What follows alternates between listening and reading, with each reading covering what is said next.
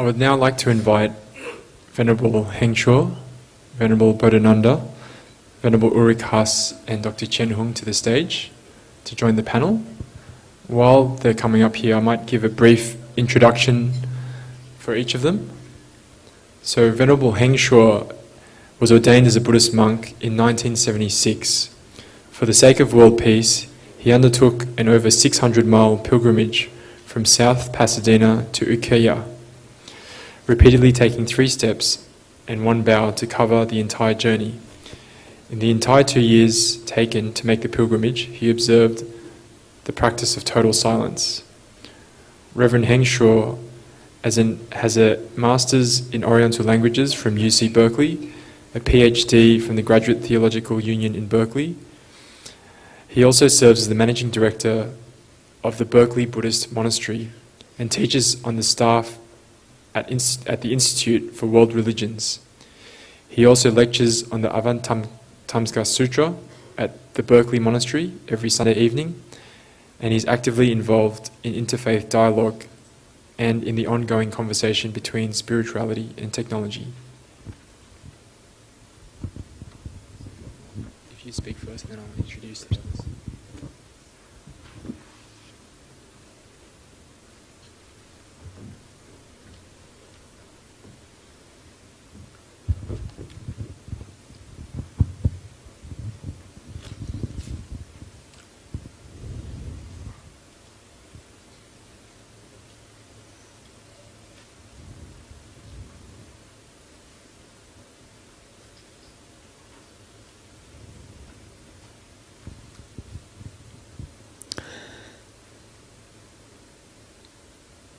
So I did a pilgrimage as a monk in training, did a long religious journey, and was silent for 6 years. I didn't speak to my mother, didn't read letters, didn't talk to anybody. For 6 years, silence. And people ask, what was the first thing you said? And I wish I could say it was really dramatic and wise, but indeed, my jaw didn't work very well. And I had promised myself that I was never again going to speak a word that wasn't Dharma, I thought. And so I talked to my mother on the telephone. And very few things I could say, that because she was a good Christian woman. And so gradually I started to relax a little bit, and started to become a little more human, a little less mechanically, programmed to speak Dharma like a robot, And so a couple years later, my mom said, she said, it's so nice these days that I get to talk to you, and not every word has to be Dharma, she said. Okay, Mom, a little more natural, So the pilgrimage, it's been written about, and I think I won't talk about that. I want to talk about 10 years later. And I was in Calgary, Alberta, at a monastery called Avatamsaka Monastery. And Master Hua, my teacher in religion, Shenhua Shangren in Chinese, had been there for the weekend, and we saw him about every 3 months. His time was precious. And he had a skill in teaching, and once you're his left-home disciple, you're his. He's going to get you to Buddhahood as quickly as possible. And that often involved lots of direct teaching. And he had a special way of finding your button and pushing that button, and whatever it was you had that was a shortcoming, he would bring that forward. Because the principle is what? The principle is that every living being has the Buddha nature, has this potential for great awakening, great wisdom and great compassion. But it's precisely because of our habits and our faults that we don't realize that. The technical term for that is ignorance. They say it covers over our wisdom. So if we can address our habits and faults and change those, return those kind of knots back to nothing, then Buddhahood is awake and alive within us. So that's the principle, right? So the teacher finds your habits and faults and pokes you a little bit and sees if he can, how you're doing in that inner work of cleaning up your closet, setting your closet straight, straightening out your inner knots, the things that tie us up, the things we don't let go of. So Master Hua would often blame us for things we didn't do and see if we'd get angry, right? Somebody else lost a letter and he'd, why did you do that? I didn't do it, he did it. Oh, okay, no problem, we'll try again later. You realize you failed your test, right? You just missed it. Sometimes he would go, why did you do that? And you'd go, boy, I don't know, but I'll try better, Shifu. And he'd go, pass. And a little while further down the road, you get another test and grow another inch, So here I was in Calgary, 10 years after I'd become a monk and a bhikshu. And the pilgrimage was already long behind me. Now I'm talking again. And Master Hua was scolding me for something. And I was down like this, And I realized that the heat was not coming any longer. And I kind of looked up and he had a quizzical look on his face. Shifu? And he said, how long have you been a monk? 10 years? 10 years, he said. I don't think you've taken the first step inside the Buddha's door, he said. Shifu? He said, tell me if I'm right. You still think that the Buddha is a cop, a policeman, who's going to bust you if he catches you breaking the precepts, right?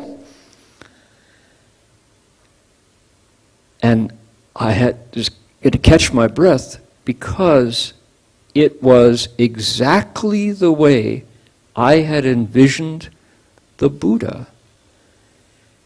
I had him as an Old Testament God sitting on a throne, a patriarchal figure with a long white beard, scowling at me with the Buddha's face. I'd put the Buddha's face on an Old Testament God because I was raised Methodist. I was raised Protestant Christian. Right? And so my thought was, oh my goodness, how much do we deeply change those fundamental imprints that we get about religious authority, about who really makes the decisions? Master Hua said, you still think that the Buddha is a cop who's going to bust you if he catches you breaking the precepts, breaking the rules.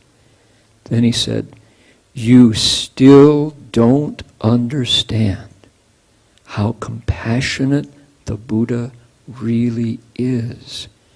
He's on your side. He's just waiting for you to wake up, he said.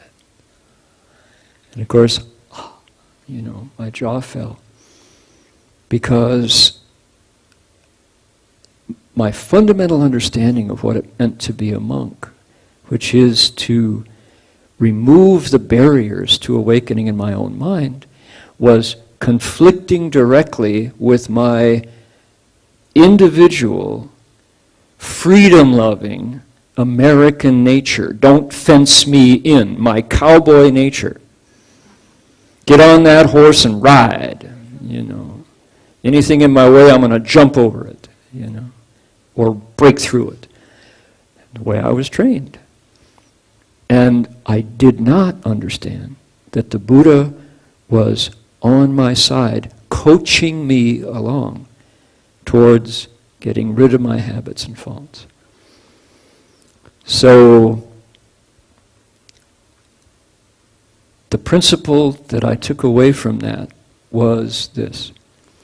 They say, 学佛做人，人道尽，佛道成. We learn from the Buddha, but we practice being a good human being. When we can become the best possible person, there is no other Buddhahood to accomplish. The Buddha is an awakened human being. So in other words, where's the work? The work is on becoming the best possible person. So what is my potential as a human being? Never mind gender, never mind age, never mind economic opportunities or background. What is my potential as a human being? That's my question. And the Buddha's answer would be the bodhicitta, it's called, the thought for awakening. Shang Cheng Fo Dao, it says. Ultimately, we become awake. Xia Hua Zhong Sheng, but immediately we work on our habits and faults. So that's what I took away from that experience. The precepts, indeed, those rules, the first one we just heard in Pali is to cherish life, to not take life, is because we're connected. We don't want to harm that humanity of which I have a share. So with those guidelines in mind, killing, precept against killing, precept against theft, precept against harming our relationships, the precept against dishonesty, the precept against intoxicants, our humanity is bright and big. So those are guidelines for people who want to walk that spiritual path all the way to its end. So that's enough for me.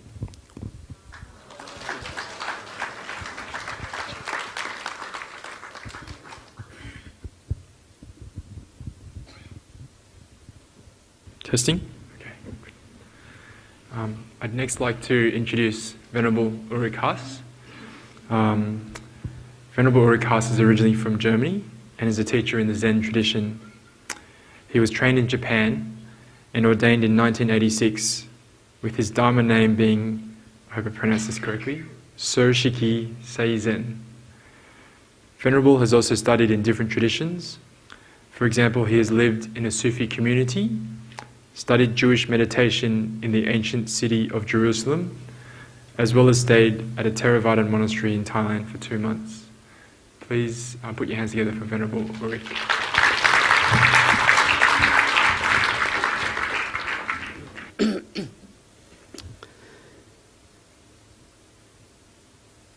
It was a cool early evening when I was on my way from my little village into the hometown Freiburg in the south of Germany. I had just finished my agricultural education and took care of the vineyards of my family. The place I was heading to was called Haus der Stille, House of Silence. Friends introduced me to that house because people were getting together there to meditate.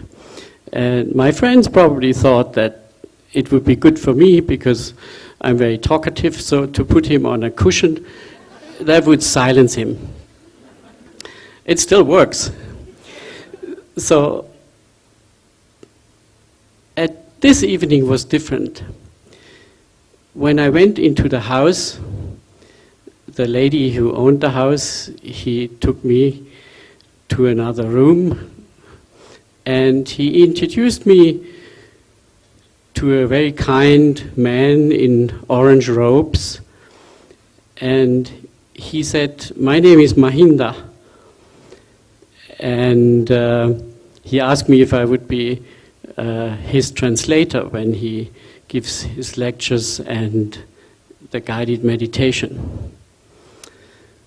So for several days I was Venerable Mahinda's translator and got to know Metta Bhavana, which I didn't know, have never heard anything before. I was very new in meditation, I didn't have any teacher at that time. And I was just sitting on a cushion and just being silent. And of course, Venerable Mahinda went back to Malaysia, and he said to me at one point, he said, if you continue to practice metta, you can change the world. And I was thinking, how can he be so sure about this? And when he had left, I realized that he had left something behind. Without me noticing, he had, and without anesthesia, he had planted a tiny little seed in my heart, and that seed started to move from time to time. I was aware that when I continued to practice, and I did that, mostly on special days, usually bad days, I was sitting down and practicing metta. And I thought this little seed need to be watered somehow, but living in a winery, I mean, water is a very strange word. So that little seed was for quite a number of time drowned in white Burgundy and in Chardonnay. They're good wines, though. It didn't kill the seed, interestingly enough. And it took some time. I practiced Japanese tea ceremony at that time in Germany, and then I got a scholarship to Japan. I entered the tea school and was practicing Chanoyu tea ceremony and became a teacher. And all through that time, mornings and evenings, I went to a lay temple to practice. Zazen, I was back in time for school, and after school I went to the temple again. And from time to time, this little seed starts moving, and slowly something happened. A little green plant came out of that little seed, but I still didn't understand. And until I entered the monastery, I thought, well, now you have practiced for a while, now it's time to get serious. So I entered a Japanese monastery, Tenryuji, and became an unsui. That's a practicing monk, cloud and water unsui. And life in a Japanese monastery is physically and psychologically very demanding. And there's not too much help. The instruction you get is they bring you into the meditation hall with a little ceremony, and they point to a seat and say, this is your place, and this is the instruction for the next 3 years. It was rather difficult for me, I must say, and each time my concentration was not good. That little plant called me to go back to Metta Bhavana. That's what I did. And so I became a user of Metta, definitely not high class. Because I just use it for me, because it helped my concentration and it made me feel good. In my second semester, I was still a novice monk. The head of the meditation hall changed. So each semester, there's a new head of the meditation hall, and he's in charge of everything what has to do in the meditation hall. And ideally, this should be, of course, a very compassionate man doing that, and a very experienced monk. But in my second term, it was like hell. He was just a terrible man. There was a lot of violence going on. He abused novice monks. He was beating up them. And in Japan, they didn't complain. It made me furious seeing that. He didn't beat up me because I was already in my 30s probably. But it made me very angry, and I really hated him. And I said, I have to do something. So my first idea was, why don't you just jump up from your cushion and punch him on the nose? But I didn't do it, not because I'm a good monk. It was because he was much stronger. So it wouldn't have worked. So, and then I remembered Metta Bhavana. And also, I thought, well, I have nothing to lose, and I will not allow that this person disturbs my meditation in the way that I start hating him and always opposing and always thinking about him. It truly disturbed my practice. So, and then I started doing Metta Bhavana. I mean, like 10 times a day, not just once. I mean, almost all sitting periods, they last usually for about 30 minutes. I practiced that. And again, it helped. The little green plant became a little bit bigger, and it helped. So my hatred and my bad feelings for this person kind of slowly, day by day, went away. And there was a little bud on my plant. Still rather selfish practice, I thought, but it helped me to become quiet again, to calm, and look at him with a more... He suddenly started talking about his feeling, which is very unusual in Japan, to do that, especially in a monk's community. Everybody was a little bit surprised, but I didn't think anything about it so very much, so I just watched it. And from that evening on, the beating stopped. No more violence in the meditation hall, no more abuse of novice monks outside the meditation hall. The atmosphere had completely changed.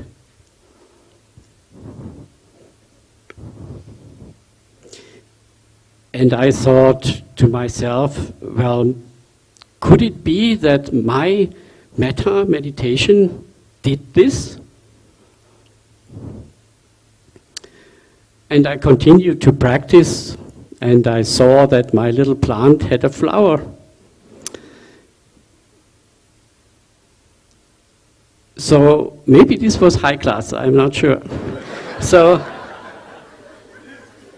after that experience, having been a user of metta, basically, suddenly I know that this goes far beyond feeling good. It actually can help other people.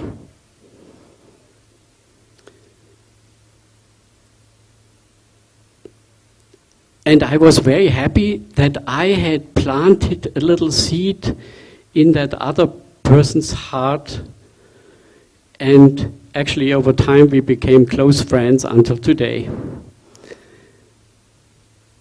So I would like to ask Bhante Mahinda and all of you, please continue, plant little seeds in people's heart. I have done it once, and I can tell you it works. Thank you.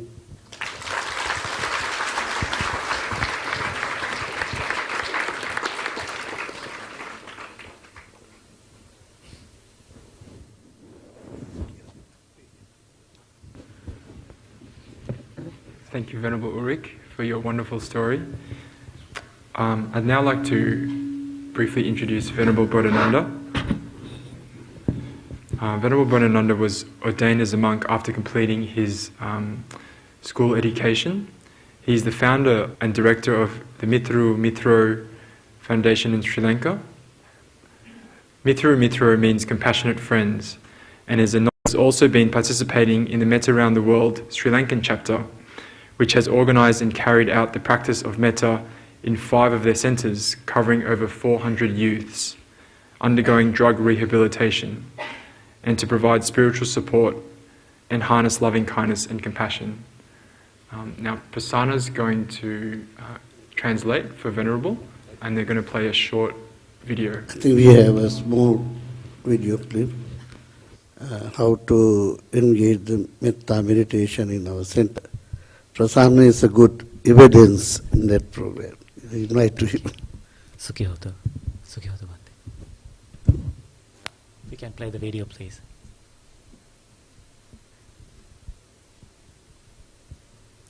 So this is the center. This is one of the main centers in Palmadulla, where about 100 youths are being rehabilitated.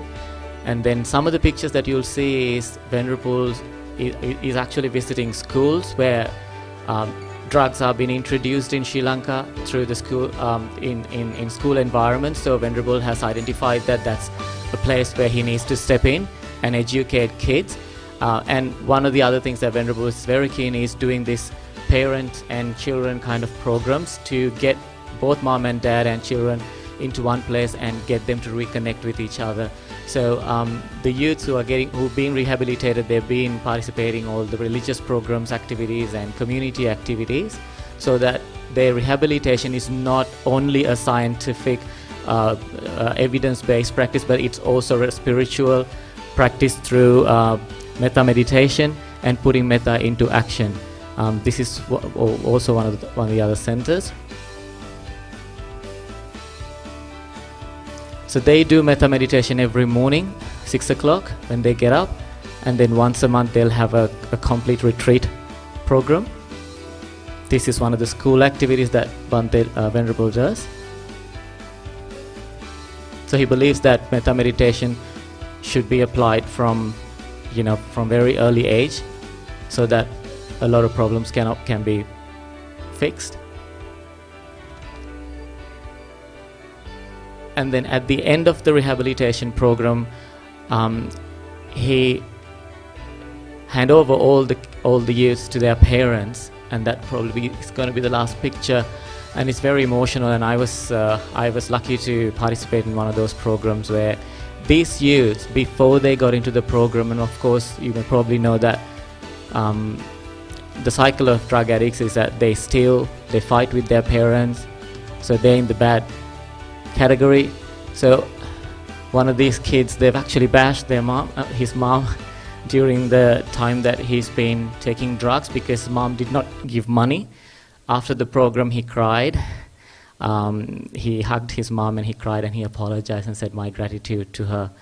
And he is one of the teaching staff now. So what happened is that when these youths are of course involuntary participants, because they make troubles in the society, so their parents actually bring them to Venerable, and then Venerable keeps them in a big hole like this where they sleep and eat and cook, and then Venerable teach them living skills like how to talk to other people in nice ways and how to not to hurt people. Completely from morning to night, it's all metta related. So this is basically what Venerable is doing, putting metta into action. With words and speech and body conduct and maintaining body space.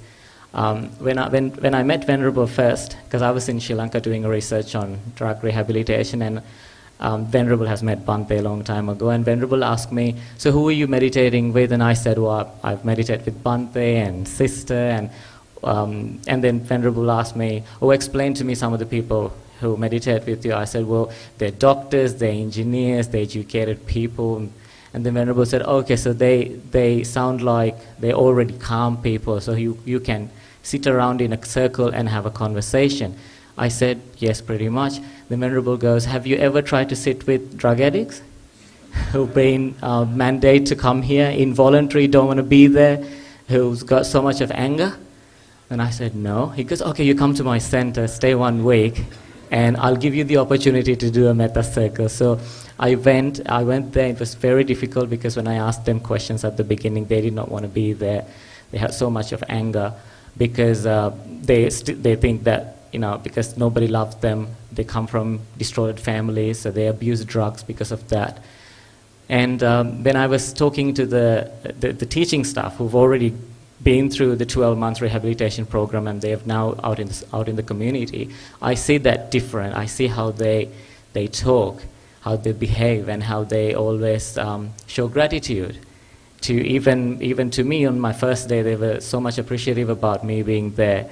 So I saw that because I've been running Metta circles in Sydney, and I never, I always wanted to find out, are there other ways that we could put Metta into action? And I saw that at Mitsuru, where how Metta is actually put into action. So Venerable also told me to request all of you, if you ever make a trip to Sri Lanka, his center is in Palmadula, that's out of Colombo. However, because Venerable is involving in so much of activities in Colombo, his car drives to Colombo pretty much 4 times a week. So he's happy to pick you up from city and happy to accommodate you there and drop you back to city. Please visit, and that's a nice place to learn how to put metta, especially if you have difficult people at families, and Venerable will teach you how to deal with them and bring them back to metta. Thank you. Sadhu.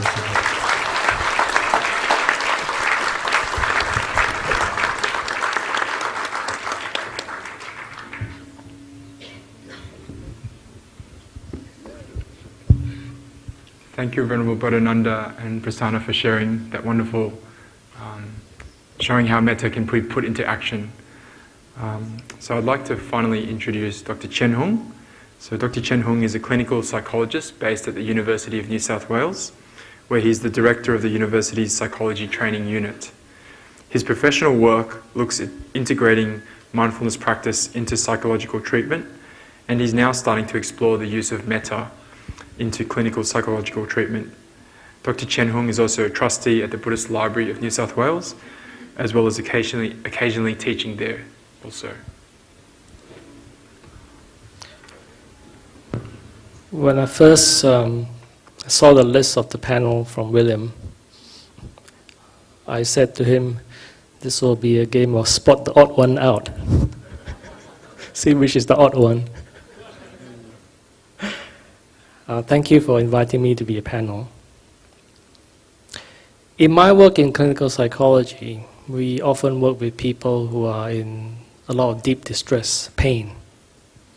A lot of people get well with a lot of treatment that we typically have, but the field itself has discovered that some people with particularly difficult traumatic backgrounds don't respond that well with treatment. We ask them, we give them strategies to change the way they think, change the way that they behave. But then there are certain groups of people who don't tend to respond that way. And when they delve a little bit more, this is research from the UK, when they delve a little bit more into the reason why it was not responding, it's because there's a lot of anger, pain that's still in the heart. And this is typically directed, obviously, outside, external, and you can see that very often. But we peel that back. Typically, it starts from the anger directed at oneself. If we can tap into what is it that we tell ourselves sometimes, we won't dare to share that with others. The self-hatred, the self-criticism, the critical nature of saying that there's something wrong here, that is what holds a lot of us back. And this comes from, the anger comes from a sense of fear, actually. When you peel back the anger, it is a lot of fear. The mind and the heart tightens up because it senses threat everywhere. Because that's the history. Due to trauma, due to past difficult experiences, due to development, various different life experiences, the heart has closed up. And therefore, as a field of clinical psychology, we started looking at the various different types of practices that's available, the meditative, the Eastern spiritualities, and started borrowing, looking and investigating the different strands to see whether we can help in using that. And it was really in the last 5 to 10 years that we see a gradual increase in our understanding of these practices, based on people, scholars, researchers, clinicians, people like Christine Neff, Paul Gilbert. You can look these people up. Wonderful work that they've done. It is about having a way to help people systematically untangle those from a psychological perspective. And very often the first step is not even to go into metta or loving kindness, but to learn to soothe and to settle down. That's why whenever I hear Bante's instructions, it always starts with setting yourself up, or tap into that sense of ease. And a lot of time it's just helping for a long period of time just to get that going, through breath, through visualization, through smiles. We know that people typically breathe around 12 to 16 breaths per minute when they're in their usual day-to-day operating state. If you can drop that from 12 to 16 gradually down to about 6 breaths per minute. So each breath on average takes about 10 seconds. And stay in that state for about 2 minutes. We know that regardless of what you feel, something physiologically changes. It's measurable. Something shifts. And if you do that for extended periods of time, you're able to tap into the soothing gear. And from there, the mind and body is more ready to do practices like compassion, loving kindness. Really, we're still learning from the wisdom traditions. And thanks to the many, many traditions, many, many teachers, hundreds, thousands of years of handing this down, we are starting now to learn and to engage with our understanding of physicality, psychology. We're starting to now understand and start to incorporate, respect that, and integrate that. And really, it's in these recent years that we're starting to see more and more benefits being published in journals, respected journals. So if you're ever in any doubt that whether your practice is working or not, I can only tell you one thing. Trust. Just do it. And trust that some deep transformation is happening. Time and time again, that's what the data shows. You may not be able to report a difference. You may not be able to perceive a difference. You may not even see or other people see any difference, but those differences we are starting to measure, it's all happening at a physical level, at a mental level, at a psychological level. So my parting words to you will be, keep going. Keep going. And if I may add, keep going gently. Keep going gently. Keep going gently. Thank you.